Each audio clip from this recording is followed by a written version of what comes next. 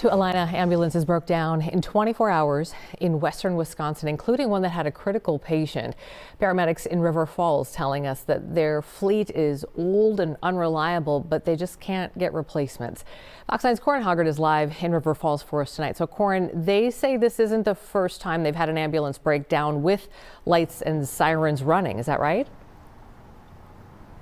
Yeah, that's right. Both last night and back in July during their response to the Prescott boat explosion, they had an ambulance with a patient in it, transporting the patient to the hospital, had a breakdown, had to call another agency to get an ambulance sent out to transport that patient. It's a pretty bad situation for them. They say it's a pretty bad situation for the patient as well.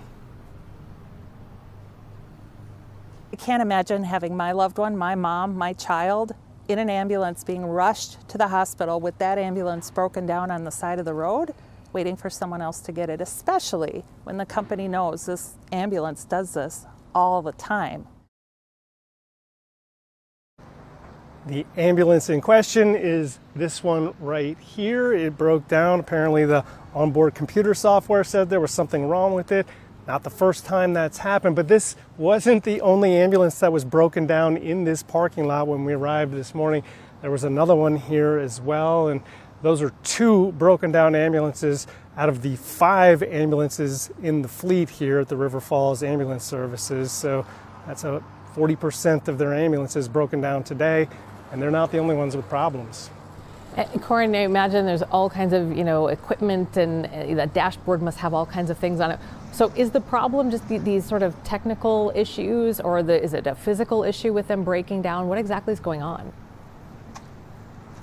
Depends on the ambulance. It's a little bit of a different problem for each one. This one, like I said, it was the onboard computer software that detects some bigger emergency problem frequently, but they can't ever seem to find what that problem really is. The other one that was broken down here today actually just had its starter go out after it did make a trip to the hospital. There's a third ambulance here that just last week had such severe steering problems that paramedics said it was dangerous to drive, but it also has a radio that's malfunctioning, which may be a violation of Wisconsin law. So the one thing that they all have in common, though, Amy, is that they're relatively old, 10 years and older. This one I think is 17 years old. They all have a lot of miles, 200,000 plus, and they also spend a lot of time just idling their engine because they have to go out to various places to cover all over western Wisconsin. So is Alina saying anything to the paramedics as far as how they're going to try to fix this? Have they talked to us at all, commented on what they're going to try to do to fix it? Yeah, I reached out to them, and they say that this is not something they want to happen. They say they take these ambulances in and make sure they get serviced every 8,000 miles, and they have these onboard computer software that is supposed to detect more serious issues, but that is actually what's stopping this one here. Beyond that, though, I asked specifically about the problems, the ongoing issues that the ambulances here are having, and they did not address that. All right, Corin, thank you. You got it.